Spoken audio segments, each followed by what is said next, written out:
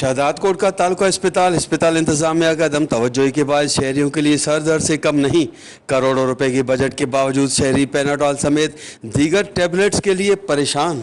शहदादकोट में गवर्नमेंट तो हर किस्म की सहूलियात बताती है, लेकिन यहाँ तो किसी चीज़ की भी सहूलत नहीं है। जो डॉक्टर हैं वो भी दवाई बाहर से लिख के बोलते हैं कि बाहर के स्टोरों से ले आओ। वहाँ से डॉक्टरों का अपना तावन बना हुआ है।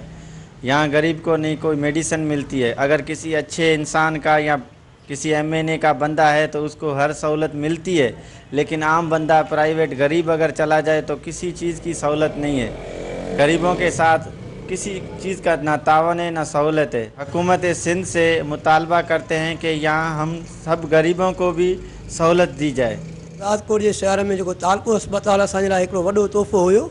बहरहाल इन तालुके अस्पताल जे लाइ जेको अॼुकल्ह ॾिसूं था जेके मरीज़ अचनि वञनि था तन खे सर को टिकी बि कोन थो मिले।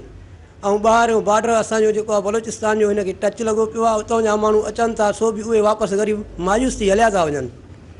बहरहाल ॿियो त इहो आहे जेको ग़रीब गुरबो को साइन जे लाइ वेंदो आहे बि तन को 5 रुपया वरिता वेंदा आहिनि। साईं तालुको अस्पताल असांजे को बि सहूलियत में कोन्हे। सिंध शहदादकोट जेको तालुका अस्पताल आहे जो महीने जे लाइ करोड़े बजट अचे थो, पर अफ़सोस सां चवणो थो पए त उते ग़रीब खे हिकिड़ो जेको आहे पैनाडोल जेका टिकी आहे न उहो बि नथो मिले। बिल्कुलु काई सहूलियत न आहे, बिल्कुलु अणहूंद आहे। हीअ जेको आहे सो शहदादकोट माना हीअं सम्झो बलोचिस्तान जे बॉर्डर ते आहे शहर। माना बलोचिस्तान जा बि काफ़ी मरीज़ हिते अचनि था। बिल्कुलु हिते काई सहूलियत न आहे। मतिलबु हर शइ फंड अचे थो माना कमु नथा कनि। इहो असां मुतालबो कंदासीं त जेको आहे सो हिते ग़रीब मरीज़नि जे लाइ जेको आहे सो सहूलियत मुहैया कनि, दवाई ॾियनि, जेको आहे सो डॉक्टर बि सुठा विहारनि। पहिरीं ॻाल्हि त बिल्डिंग जेको आहे सो इनखे जेको आहे सुठो बिल्डिंग ॾियनि। बिल्डिंग जो बि वॾो जेको आहे सो हज़ार आहे ज़बू नाली में आहे जेको आहे सो बिल्डिंग, उन जे लाइ वॾो बजट अचे थो।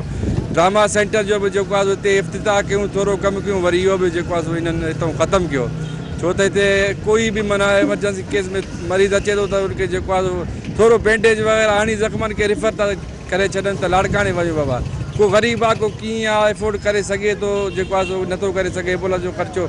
इन हवाले से असां मुतालबो कंदासीं सिंध हुकूमत का। शहरियों का तालुका अस्पताल के हवाले से मजीद कहना था कि एक तरफ अस्पताल की बिल्डिंग बहुत खस्ता हाल में है, जबकि दूसरी जानिब करोड़ों रुपए की बजट के बावजूद एक आम शहरी भी सर दर्द की टैबलेट से महरूम है। कैमरा टीम के साथ गुलाम अली इब्राहिम, वॉच टीवी शहदादकोट।